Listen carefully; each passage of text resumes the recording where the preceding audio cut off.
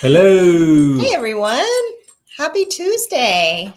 Has it been a good Tuesday for you? It's been okay. Been It's okay. been a little bit of a weird day, but yeah. Yeah. All right.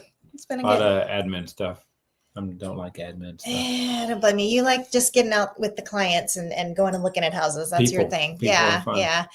Oh my goodness. Wow. Well, today we're talking about how sellers are handling the market. How do you think they're doing? How are our sellers doing? Well, some of the places I've seen, man, they're really struggling. Yeah. So, Longer days on the market for sure. Yeah, it's I don't know. Yeah, I get a lot of questions of like, how can you market more and all that kind of stuff, but there's just not buyers. It's so true. I mean, it has to be definitely some very attractive areas. Needs to be. So like what's going on? What the heck's going on in the housing market for our sellers? That's what we're going to talk about tonight. They're just having a hard time here in Dallas. It's really hard. Our pre-owned home sellers have it even harder because the home builders, are well, they have all the capital, they can offer incentives and all these things, and honestly, I mean, that's, instead of dropping prices, that's the best thing you're going to do if you're selling a pre-owned home. Just keep your price up and just drop your, add more cash, for them to use in different areas. So yeah, I mean, but eventually you've got some limitations. If you're competing against new construction, it's going to be tough. Well, listen, especially if it's something very, very similar. So very true, which is unfortunately a big problem of what we've got. So we have much a couple the same that thing. Way. Yeah. Well, guys, listen, hop on and say hello. And in the meantime, come and say hello to us. In the meantime, we've got some fun questions. Okay, so hop on the chat and tell me. Let's hear your answers. Left and right. Yes. So okay. Sellers are pulling their listings left and right. Is it because they are dramatic? Netflix should pick them up. What do you think? Everybody hop on, say hello. Tell us where you're from, and tell us, yes, is this all about dramatic for our sellers? Fun fact, I get a lot of comments on my YouTube channel and on my YouTube videos where people are just like downright hateful to the sellers. Like they're resentful. They're just like, well, sellers just need to give up all their profit and quit complaining. Like there's no mercy. I will tell you just from a recent experience, but even general experience, from a buyer standpoint, if you can be patient. I mean, for my negotiating, for the way I negotiate, I'll just kind of end up wearing them down. We've had two just recently going under contract, going under contract where it was just a wear down. We just, in fact, one of them, we went 6 days in negotiating, and so we finally got what we wanted from a buyer standpoint. That is true. Right now, that's because it's a buyer's market. Sellers, unless they're in a demand area, a very attractive community, things like that, then, you have, and you don't have to move right away, or you have days to wait or something. You can wait them out and you can be proactive. Yeah. You can wear them down with questions, and things like that. From a seller standpoint, you're just going to have to decide what you can do. You have to do your math and figure out what money you need and decide. So.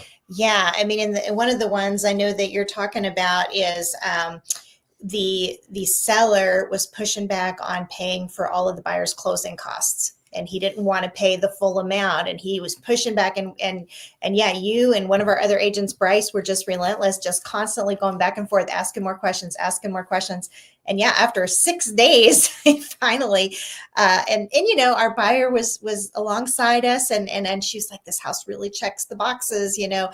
The thing is, like, exactly, it was a good deal. And actually, we probably could have gone lower in price, but we were being reasonable and help. I mean, and it worked for her, but it was like, that's one of those things that it's so different from 2021. Like, you didn't have negotiating room because other offers would come in. You were waiving everything, all rights. Yeah, you were just like, you'll give up anything just to get the house, just to get on the list. And now it's on the wait list. And now we can take our time negotiating, right? Because these houses are waiting so long. Okay. So let's just see here. We've got a couple comments. Mr. OL, good evening. Dale and Wendy, hello. Hey, Mr. OL. Hey, hope you're having a good week so far. Purple Drink is joining us Purple Drink's again. back. Hey, Purple Drink. And And then, does that say Kale or Cole? Gosh, my 50-year-old eyes are just not doing well by me. I think it says Cole. Cole Davis. Well, hello Cole from Davis, Aubrey. hey. Hello. Welcome. Yeah, from Aubrey, from the Thanks for joining us. the small town but growing fast Aubrey on the north end of Some town. pretty areas of Aubrey. There really are. Okay, guys, back to our poll. Comment A or B or C. Let's go ahead and take a look here at what we have here. Okay, so is it that they are in denial? My house is special. It's worth 2021 prices. What do you think? I can kind of see. I think some say that. I do think some say that. Especially ones that started in the spring. So Yeah. They're like, hey, you know what? Especially if that's when they bought. It's hard for them, and especially if they were first-time buyers. Then that's all they've ever known, right? Yeah. Was a market like that, and they can't fathom that it could be anything different. Okay, but let's look at C. Okay. They're plotting. This is probably true. They're plotting. Okay, but yes. Do we really want to go down this road? No. Jerome, actually, it's quite. You guys may not want to hear this. No, we don't want to hear it. It's quite possible if Jerome Powell, they dropped the rates in September at their meeting in September, that the long-term rates, the mortgage rates, will go up then, because they've already dropped in its first. It was a slight drop, yes, and they've been kind of slowly dropping over this past week, but they've already done their correction for what he said what may happen.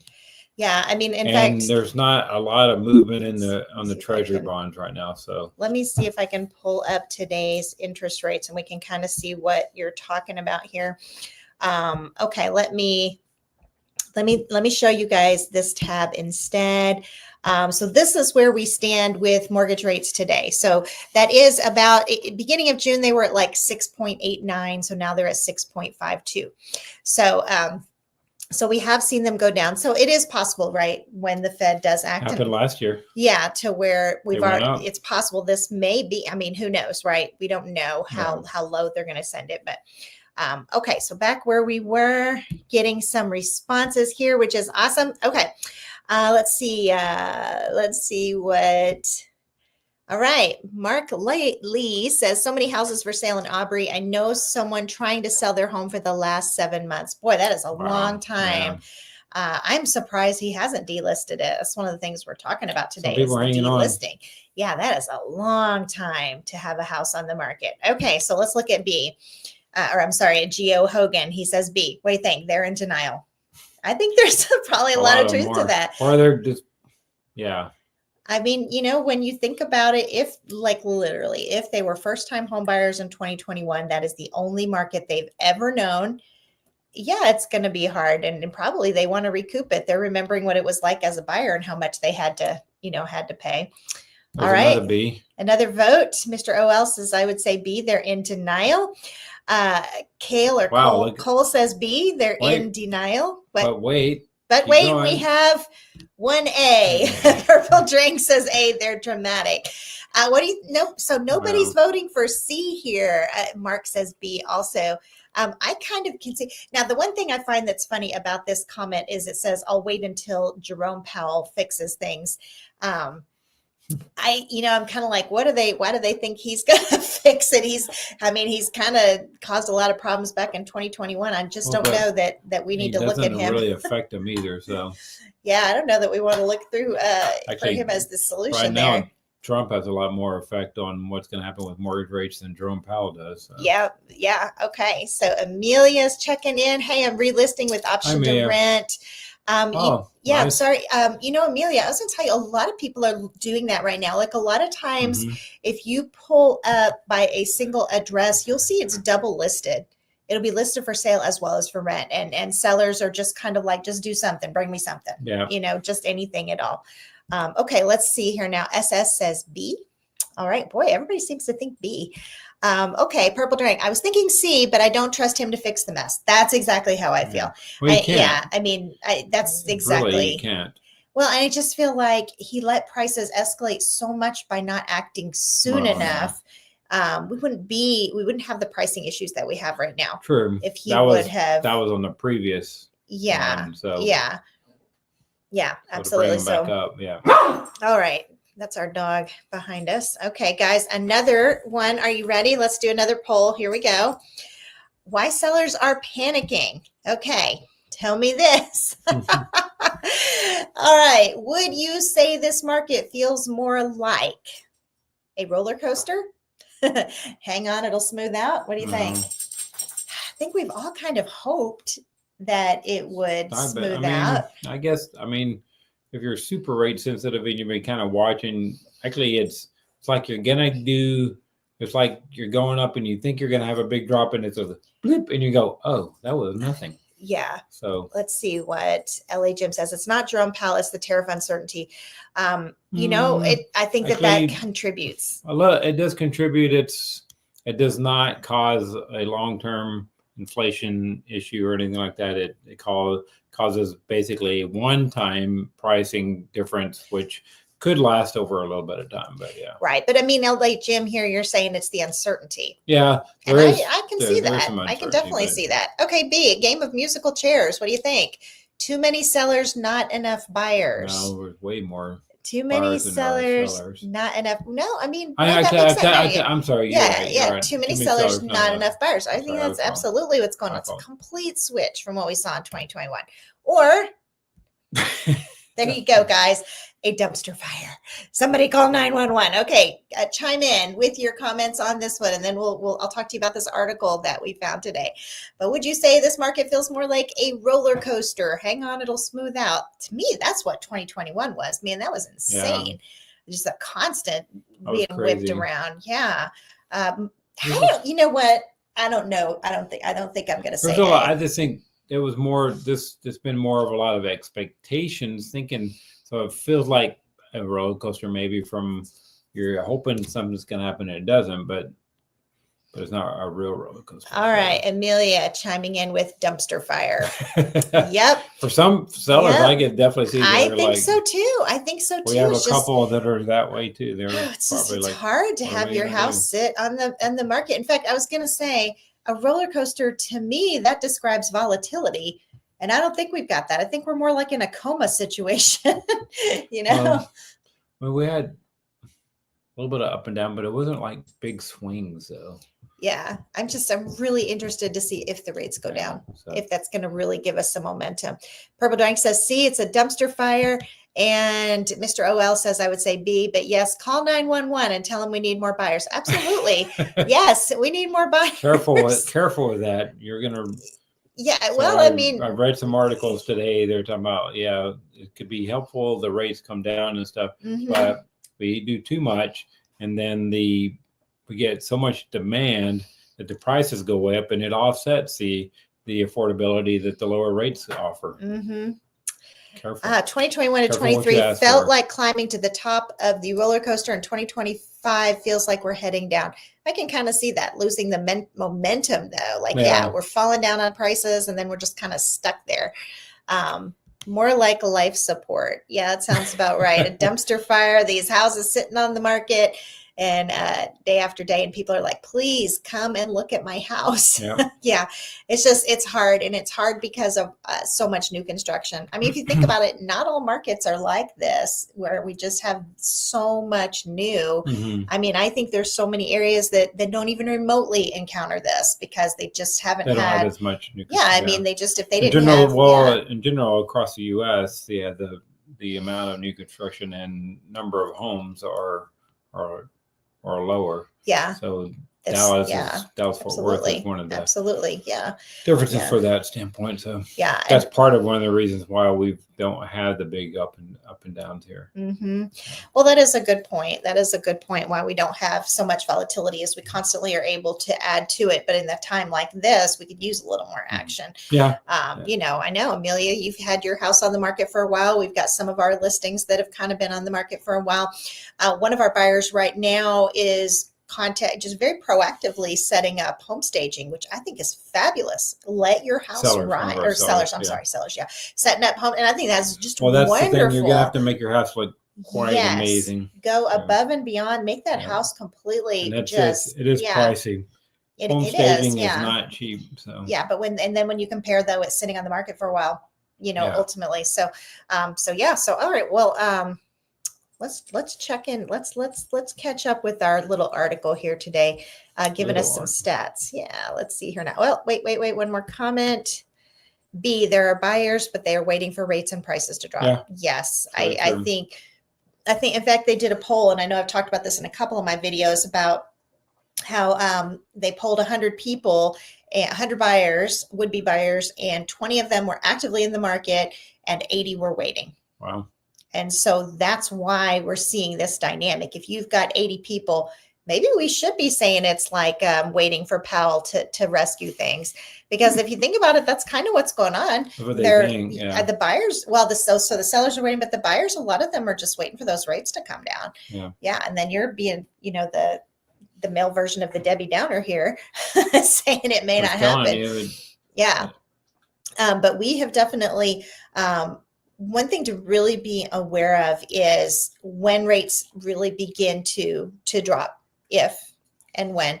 Expect the market to change fairly quickly, especially with these incentives with our builders. True, and be ready to go soon because and lock rates soon because demand's going to go up fast and prices go. And to tell you, builders will up their prices in a heartbeat, in less than a heartbeat. Guys, yeah. I mean, in fact, I'm going to tell you about one of our situations with a seller right now. With a builder seller. Well, builders are sellers. That we've encountered is this one particular builder. They offered a rate buy down, right? They sent an email out offering a rate buy down with a forward commitment, which is the best incentive you can get, right? And so we would expect this. We would expect our seller to be, that motivated, to be that generous, for lack of a better word. But it's got me wondering if they know something we don't, if their expectations where they are in the market, because guys, get this, from the time they sent the email offering this 3-2-1 buy down with a forward commitment, we reach out, our client reaches out and they tell us, well, it's not for the house you're asking about. And so our agent, Blake, is the one working with this transaction. He said, okay, then which of these houses is it working for, right? And get this, guys, this was their answer. None of them. Okay, so they literally advertise this 3-2-1 buy down, right? Saying that they're offering it, and they list the prices of their houses. And then when you ask it, they say, yeah, it doesn't apply to any at this community. Well, okay, but you specifically said it was at this community, and you've got labels on the site saying it's at this community, and you've got little tags above each of these houses saying it. So on the one hand, you've got some really hurting sellers, but then you've got this builder who's just kind of you're like, what do you know that we don't know here that suddenly you're pulling back? But they're hoping for it, and from their side, it's that type of home in the area, and maybe possibly true. Yeah. In general, that was one of the ones I was thinking of where we've been wearing them down, and that is true. So. We eventually are wearing them down. Let me read a couple more comments here. I think Powell will, at the minimum, drop the rate about 1%. But question is, whoever takes over, how much more will the rates drop? Yeah, that's what I think in the spring. I think that's going to be just again quite an interesting dynamic. If it doesn't affect the long-term treasuries, the 10-year plus treasuries, then mortgage rates won't be affected. So yeah, although I kind of think you have to get that. You have to. There's a lot of other things that affect the mortgage rate. So yep. This is only short term. Like this is true, Mr. OL. That is exactly what we said. This is false advertising. You're sending us an email saying, in this community, we have homes available. We're offering this incentive with the home and the price. And then when we ask, you're saying, well, it's not any good for any of these. And so I asked that, and they're like, yeah, but did you see in the fine print, it says select homes? And I was like, yeah, but that implies that there's at least one in this community. That's going to apply. Yeah. And so they, they're just like, well, but in the fine print, it says. And the other thing about this builder, okay, a couple other things that's just this outrageous, okay, is the first one is they said, well, we'll give you that 3-2-1 buy down if we raise the purchase price by 20,000.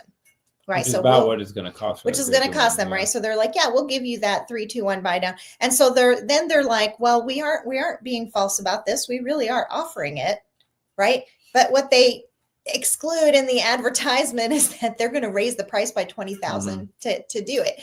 And so essentially they're just letting you pay for it. Okay. And by the way, the house isn't even remotely worth 20,000 higher. Okay. We looked at the market analysis and it's genuinely not.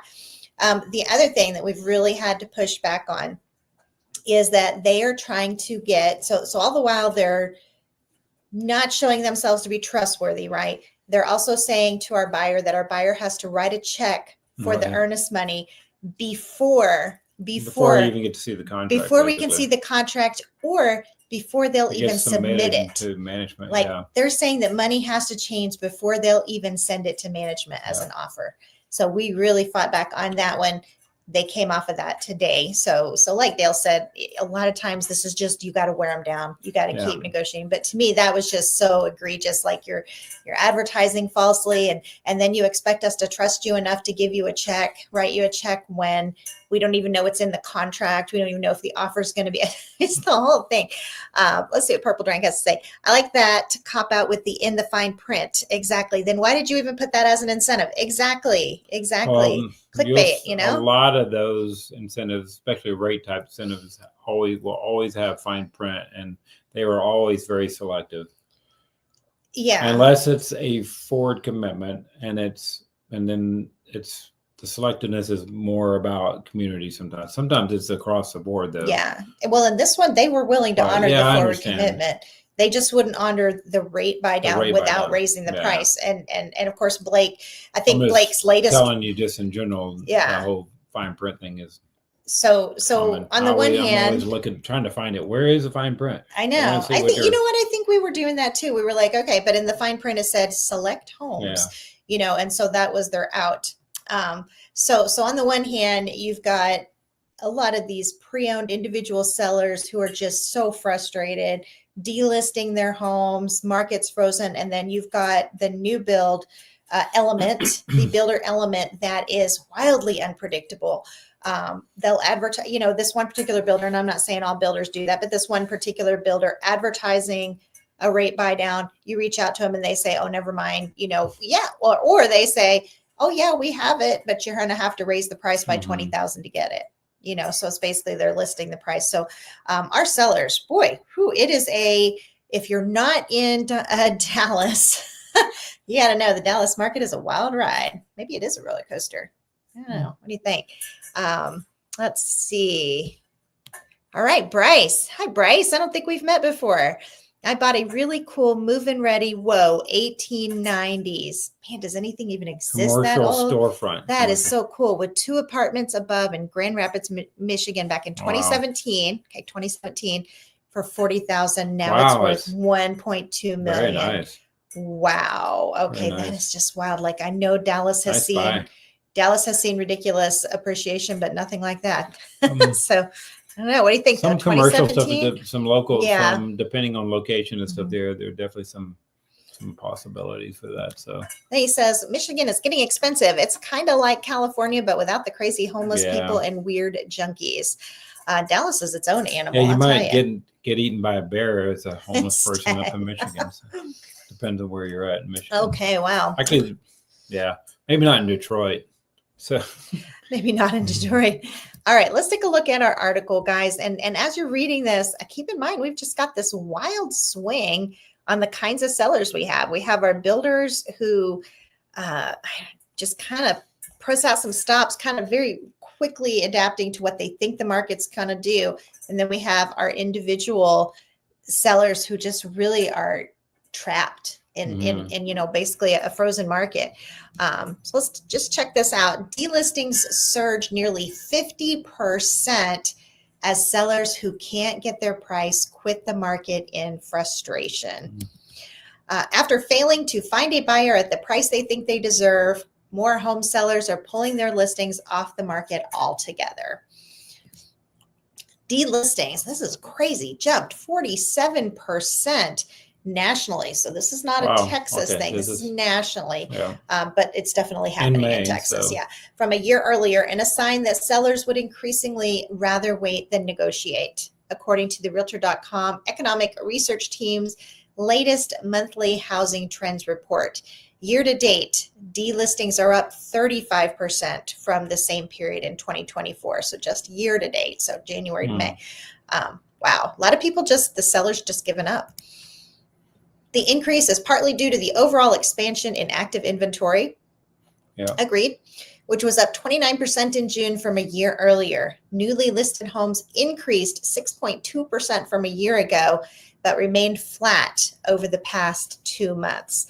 So if you think about it, when we're seeing all this inventory up in these other places that are mainly landlocked, I mean, you guys, if you're not from Texas and you're not from Dallas, but this is nationally that they're talking about all that inventory being up. Picture it where you've got new construction out of control that's just building like crazy. Yeah.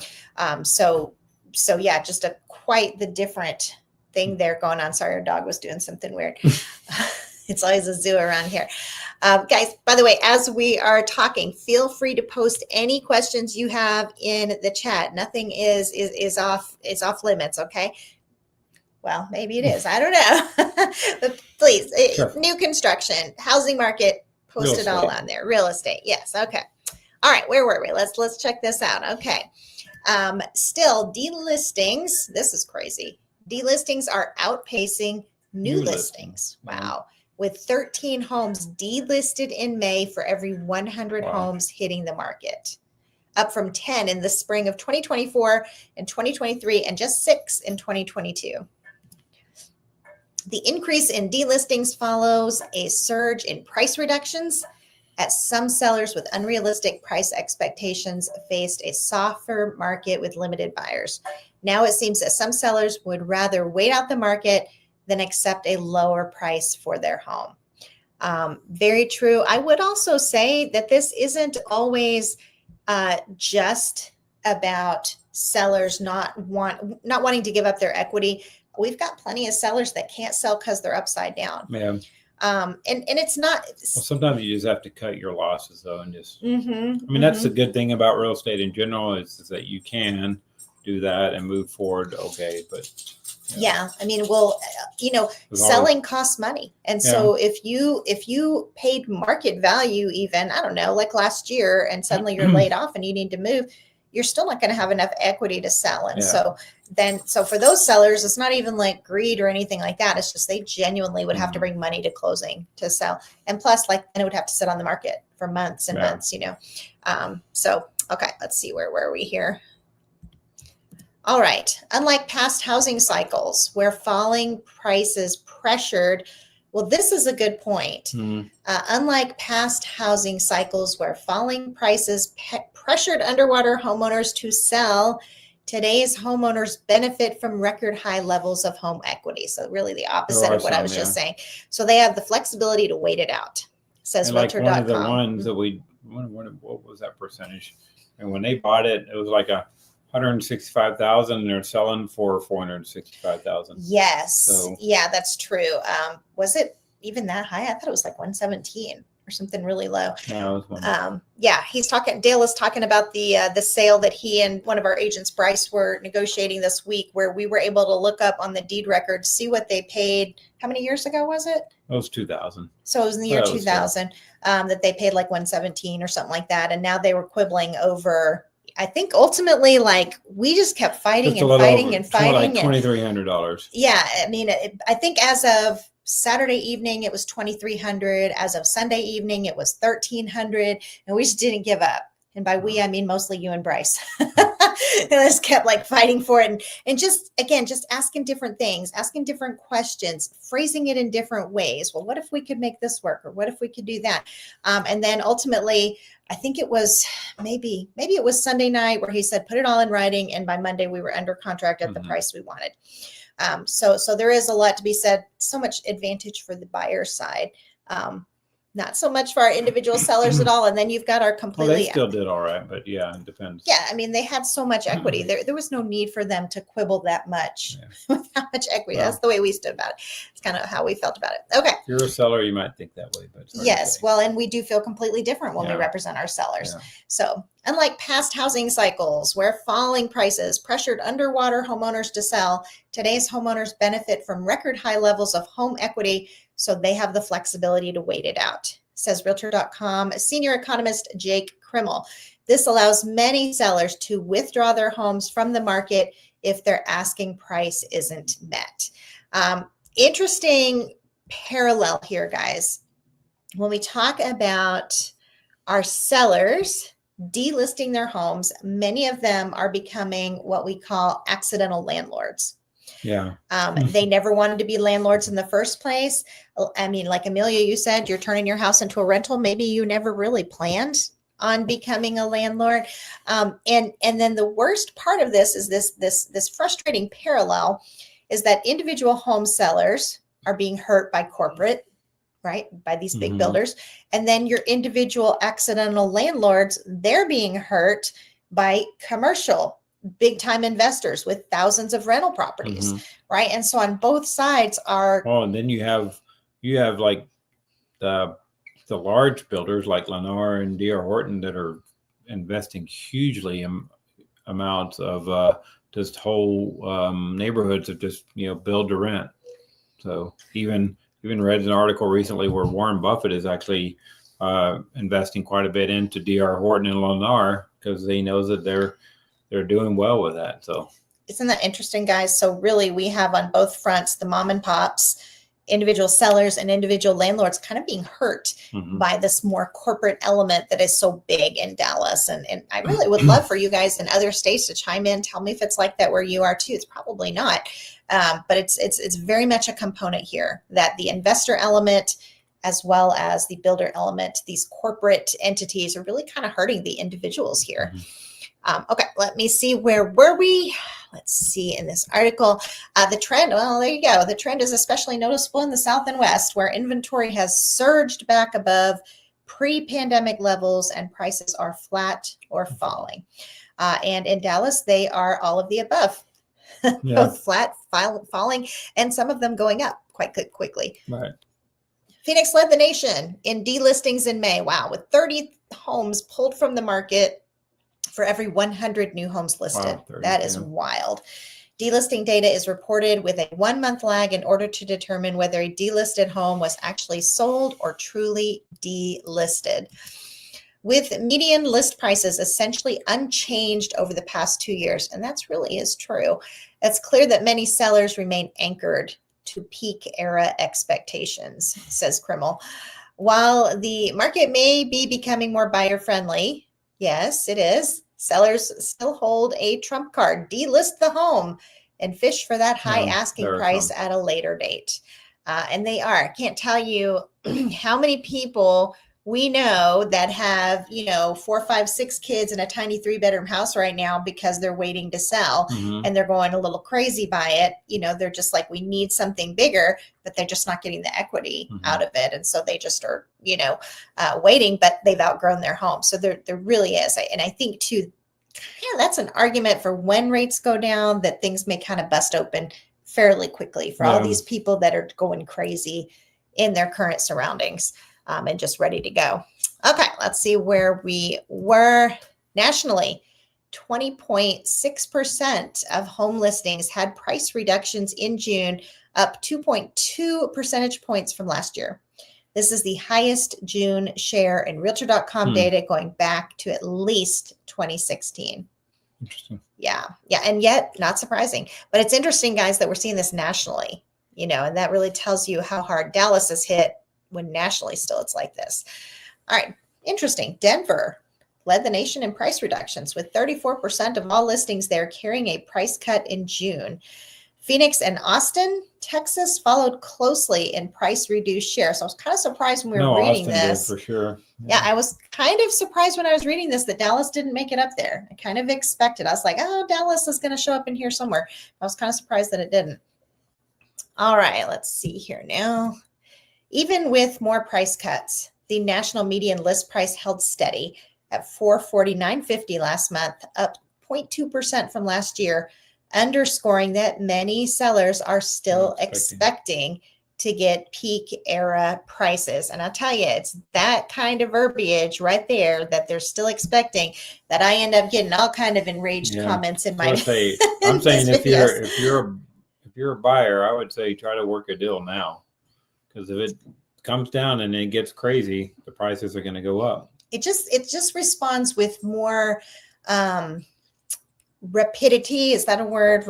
More rapidly, with more intensity when the rates do go down. And so and again, I'm always going to argue for market awareness anyway, know your housing market, but even more so in Dallas, because there's so much volatility. When we see rates budge even just a little bit, I actually just finished a video where I compared what happened last year and just kind of ran some numbers in the data, and really where things kind of broke loose in our market and how things got intense with prices going up in the fall was when rates hit about 6.3. So at about 6.3, we seem to have a deflection point where suddenly everybody entered the market. Right. So I thought that was interesting when you compare when prices went up and you enter the lag effect for when they, first went under contract. I was like, okay, so about 6.3 seems to be a magic rate where everybody's like, right now we're at 6.51. So we're not there yet. All right, let's look at a couple of comments here. Well, you know what? Actually, can I change my mind? Let's finish the article. Let's go ahead and do that. You're right. Let's finish the article. Let's do that. Among large metros, again, the biggest year-over-year median price increases were in Baltimore, Virginia Beach, and Buffalo. East Coast. I wonder if they are landlocked with nothing new, limited. Virginia Beach is. Baltimore definitely is. Yeah. Yeah. Buffalo, I don't know exactly about Buffalo. Probably is, though. Because there's not much up at Buffalo besides Buffalo, but yeah. Oh. Niagara Falls. Yeah. The metros with the biggest year-over-year median price declines were Cincinnati, Sacramento, and Miami. And I know we showed, I think if you look at metro, like Dallas Metro or whole Metroplex, it showed like maybe a 0.4 or something decline. So it's definitely not showing what you're seeing in these numbers. This year's market is a study in contrast. That is so true. I completely agree with that. Says Danielle Hale, chief economist of Realtor.com. Buyers are seeing more choices than they've had in years, but many sellers anchored by peak price expectations and upheld by strong equity positions are deciding to step back if they don't get their number. And I think that's a good lesson, guys, for when we are negotiating to help you find a home, that they won't always be desperately motivated. And you don't have to always work the price. Sometimes, I mean, if they're really sharp sellers and they know what their net proceeds are, this may not work. But don't always work the price. Work for concessions. Work for cash. Work, to get something to lower your rate or to pay your closing costs, things like that. And you can keep the price up there. So I think that's true to a degree, except you've got to guard your equity. So you got to really make sure that price is supported. If you're going to be willing to pay, you know what I'm saying? Like, you don't want to be upside down. Make sure you know your market value. That goes without saying. I mean, you don't go for the crazy ones. Some people. Yeah, like we're not saying to overprice, but I do think you don't want to have any risk of appraisal issues. So. Yeah. And we were talking with a buyer. I was talking with a buyer yesterday, and we were kind of talking about how you've got value and you've got money savings. If you get a 3-2-1 buy down, like literally you're paying 1.99% in your mortgage payment for your first year, that's an authentic savings. That's cash in your pocket for a full year where you could have been paying 6.5%. Okay. There's real dollars. A very dollar save versus the price. And so she was like, they were asking me, Wendy, is this a good deal? Would you do it? And I was like, where do you want your savings? Yeah. Do you want a month over month? Front, or do you want it through the price? Or do you want it a little bit every month? Because it's mathematical at the end of the day. You can do this math. There's nothing mysterious about it. It's just, where do you want your savings at? And so we kind of talked about that at some length. All right, let's see, where are we? Let's see. Looking forward, this dynamic will affect whether we tip from a balanced to buyer's market. I think we're way over there. And if so, how quickly that happens. Depends on, I'm sure there's definitely locations. There's definitely bigger markets in other locations they don't tip towards buyers markets very easily. So. Yeah, and she's talking nationally, so I think it goes without saying that Dallas is a buyer's market. Inventory. All right. Even with more homeowners withdrawing their listings, buyers still have a greater number of homes to choose from than at any time since the COVID-19 pandemic. And guys, if you are a first-time home buyer right now, all this talk about inventory and inventory being up, that may be lost to you as to how significant it is, because if you weren't buying back when there was no inventory, then you don't really know what that means. You don't know what that's like, where one home hits the market and 50 people flock to it. Okay, so when we see inventory up, that's a good thing. I mean, there's got to be a balance, but compared to what we had, well, in general, it would be a good thing. It's just more about, I think, the affordability and the expectation for a lot of sellers. So I think you're right. I think that the man has a point. Okay. Where were we? Let's see here now. Nationally, active listings topped 1 million for the second straight month in June, putting inventory about 13% below pre-pandemic norms, but steadily closing that gap. So that's inventory. 13%. Yeah, that is interesting that we still nationally. Again, that's not Dallas, that's nationally. Right. Inventory grew in all 4 major U.S. regions in June, with the West seeing a 38% jump. It's interesting that the West had more, and the South up nearly 30%. Inventory also grew in the Midwest by 21.3% and the Northeast by 17.6%. So the Northeast is seeing the least. Every one of the top 50 metros posted active inventory gains year over year, led by Las Vegas, 77.6%, and Washington, D.C., 63.6%. Again, Dallas isn't showing up there as the top ones. Homes are also staying on the market longer. Very true. That one comment, 7 months, as median days on the market increased to 53 days, 5 days longer than a year ago, and matching pre-pandemic patterns. Yeah. All right. There is our article. Very good. I just think that so much good in there, and so much that we're seeing. Explains a lot. Yeah. It does. And I was surprised that Dallas didn't make it up there, on the top like I thought it would. Just if you think about the areas that are that way, they're the far west or the far east usually, and those are the more dynamic, more volatile markets for real estate. So yeah. It makes kind of sense. All right. Well, hey, Sam. Hello. What's your view on Coventry, Bloomfield, and David Weekley as a builder? Coventry, Bloomfield, David Weekley. Okay. So all of those are going to be mid-range builders. Bloomfield's going to have your most affordable product option. Do you agree? I don't know. It depends maybe David Weekley? Actually, David Weekley, I've seen a lot more lower end David Weekleys than I've seen lower end Bloomfields. I would say Coventry is your higher mid-range. Yeah. Coventry has I think a higher standard, especially if you're building. If you're building with Coventry, they have a higher standard, what they offer as standards in Bloomfield and David Weekley. And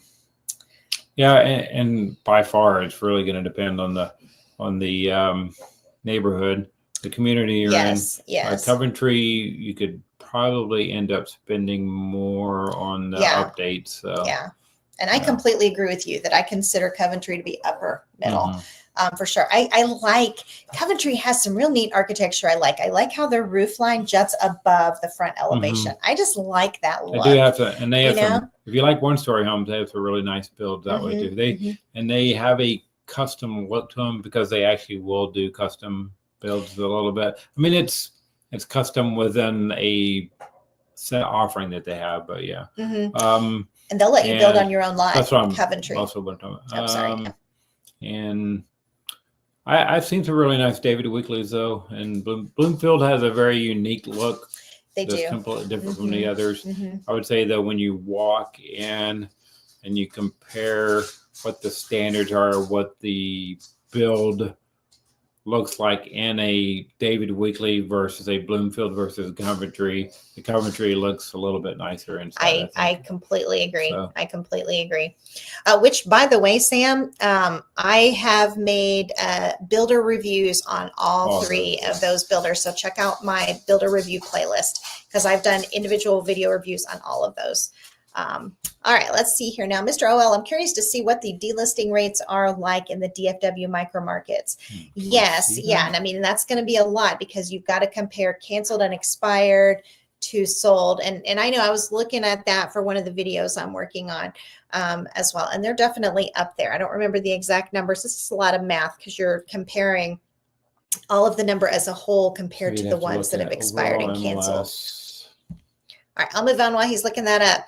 I actually live in Northern Virginia, and such is not the trend here. Interesting. Okay, rentals turn in weeks, sometimes days. Home prices are in the millions, and they sell quickly. Wow, completely different market. My goodness, I hope you own there, Mr. OL, so you can cash in on that. Well, okay, it did slow down, but it's still fairly high demand here at rentals. So it's just because there's a lot of people who can't afford, or they just decide not. They're waiting, and so they go and go rentals. So there's still.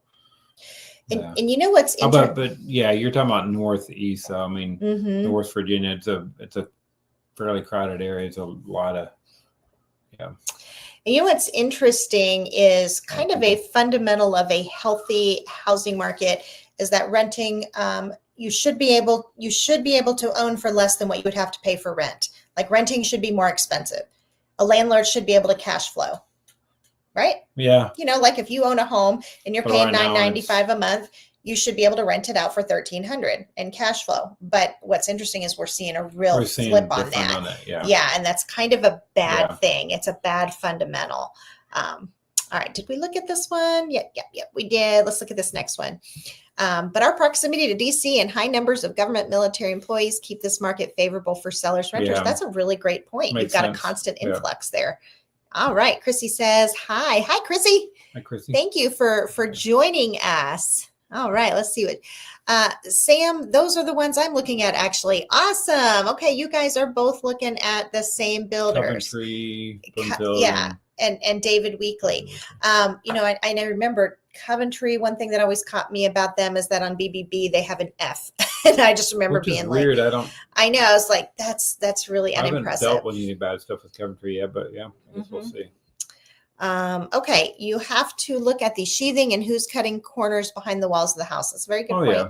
It's a very good point. It's why if you do a new build, you always want to have that pre-drywall inspection because you can walk in there and you can see how tight it is.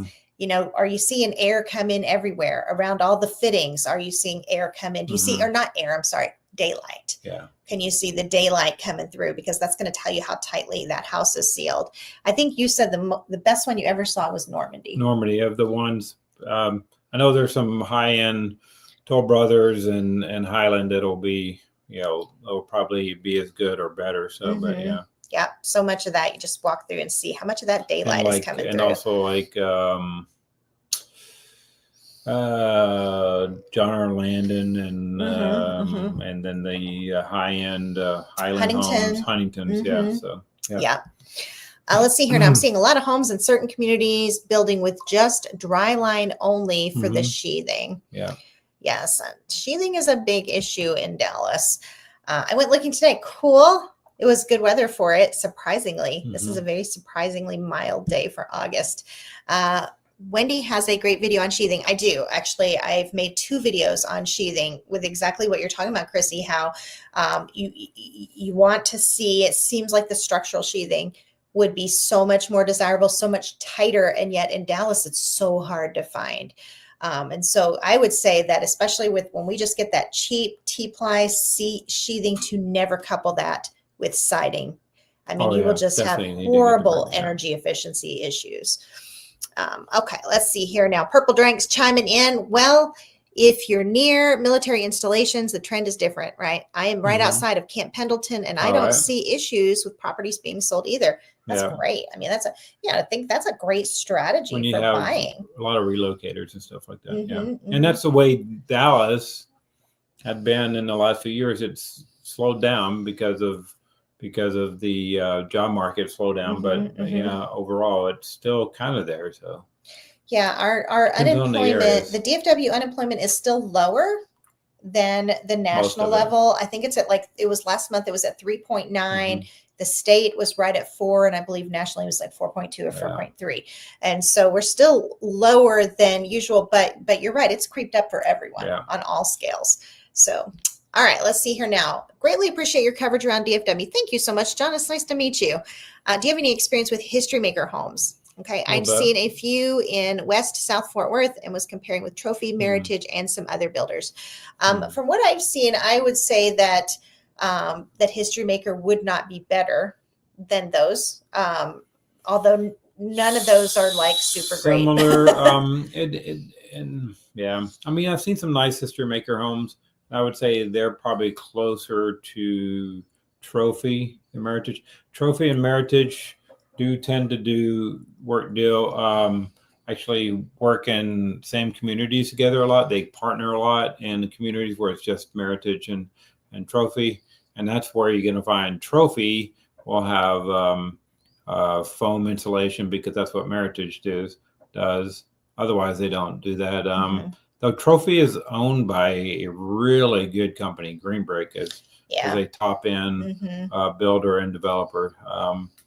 Yeah, I would say it depends. I've seen some nice HistoryMaker homes. It's just HistoryMaker. I think what I've seen compared to Meritage and Trophy, they seem to be use the space a little better and with their layouts and their homes and stuff. So I would say, like, if you're, for example, if you have a growing family and you need size, right? That's the most important thing. HistoryMaker will give that to you, but definitely. It's not going to be upper end quality at all. Yeah. But if, for example, if you're like, my budget is 400 max and I want a 3,000 square foot home. Okay. You're not going to find that very many places, but you could probably get something like that with HistoryMaker. So that meets a need.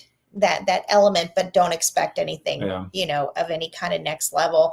And if you don't need the size, I would say go get a smaller house with a better builder. That would be my thought. And then Meritage, we've had such inconsistent experiences with them. Some really great ones and really bad ones. So. We have some it's like the sales consultants, the project managers are excellent to work with. And others, you're like, is this even owned by the same company? Like, you're like, what is this? Meritage is the ultimate wild card. It really is. And they do have the spray foam insulation. And that's something to be said as well. Due to that cost, they will even kind of admit this too. Yeah, due to the cost of the spray foam insulation, they lower their quality in some of their other areas. So you can get standard better things than other builders than in Meritage because Meritage is balancing that out with giving you spray foam insulation and better energy efficiency. Hey, Chewy, I remember you from last week. I'm so glad you joined us. There are some YouTubers saying that prices falling has just begun and will continue to fall for years. What do you think of this? Depends on.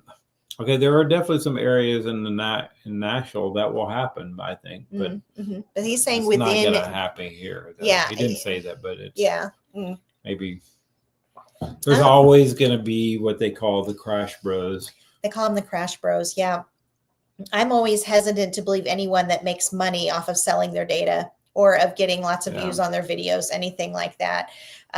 Anytime I talk about crash in video context, I'm always balancing it with, okay, but this part's going up because I don't want you to think that every area is a bargain because you've got inconsistency. Yeah. I guess my thoughts on that are that mortgage rates, you can't deny their influence. You can't look what happened in 2021.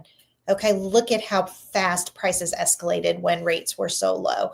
And so I just see that as, I want to say to those people, what about mortgage rates, right? Yeah. Because you can't deny the influence that they have.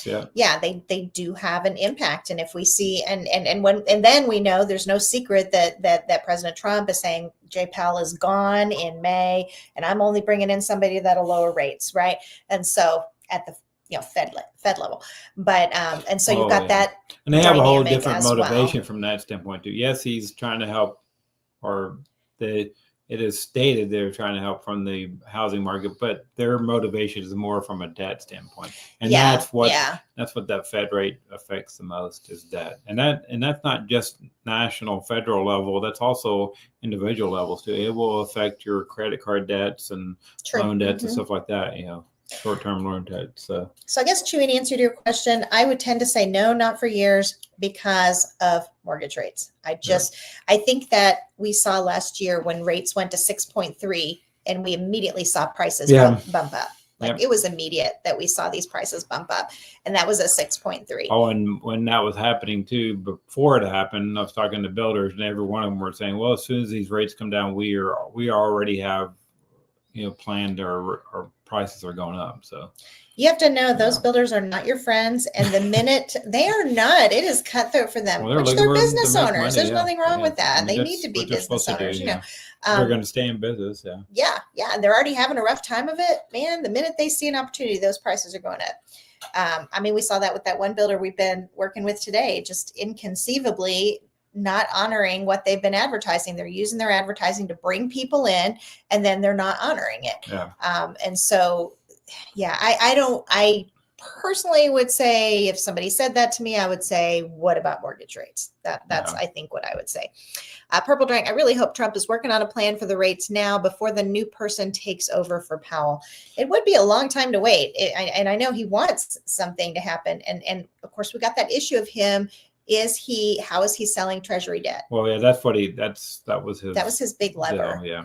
So if you don't sell a bunch of the longer term 10-year treasury debt, then those rates on those come down, and then that does affect the long-term rate, the mortgage rates. That's where the more direct rate.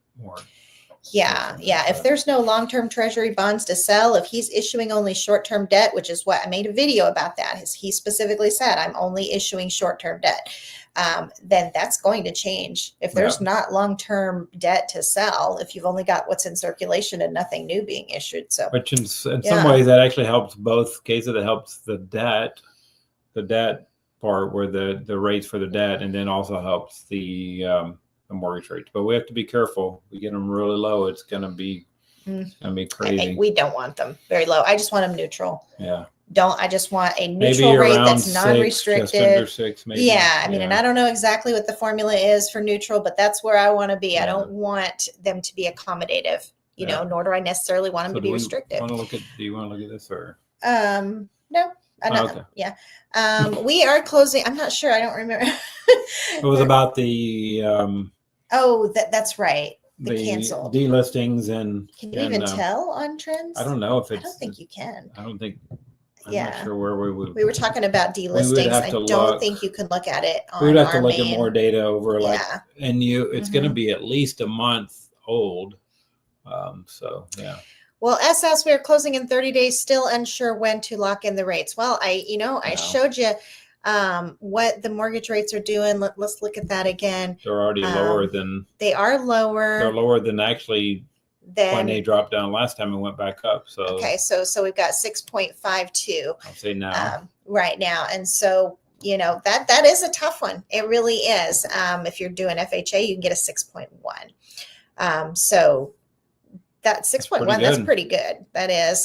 Last year, I specifically remember we were doing a live rate last year when we looked at rates when everything was so much more intense, and FHA was at 5.5.